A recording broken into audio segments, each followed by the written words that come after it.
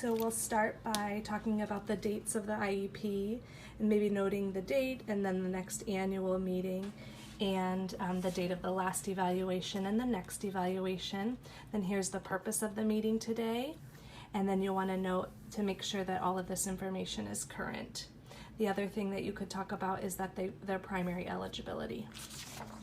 Then you'll get into the present levels page, and it's easy to always start with the strengths of the student. The team can talk about that, what they see in all their areas, and then note the parent concerns, and then talk about how they're doing, how they've done on their statewide assessment and any other assessments that they might have taken.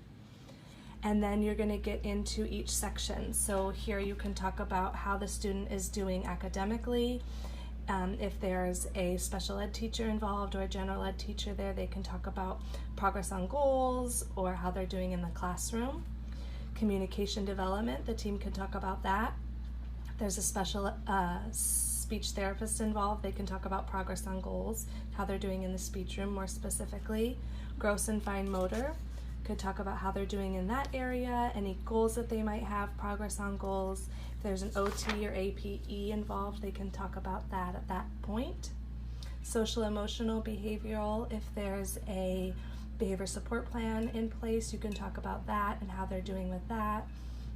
Vocational, talk about how they're doing as a student or vocationally. Adaptive living skills, talk about how they're able to get their needs met throughout their day. And then health, if there's a nurse involved, they can talk more specifically about that plan. And then here is where you'll identify all the areas of need based on those present levels and goals that will be written based on those areas of need.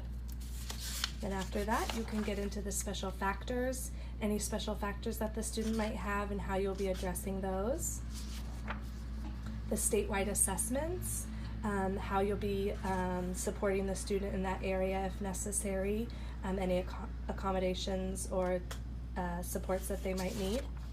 And then after you go through that, you'll get into the goal pages. So you've already addressed their areas of need, you've already stated what those are, and each service provider can discuss their proposed goals and ask the parents if there's any questions on those goals. And again, the goals are based on the areas of need that were identified through the present levels. Then after you've gone through the goal pages, you're going to go into the offer of FAPE, and you're going to discuss any accommodations and modifications that might need to be in place into the student's program, and then the services that you'll be providing to work on the goals that you've recommended. Then after you go through the offer of FAPE to talk about the educational setting and what percentage of time the student's going to be outside the general ed classroom.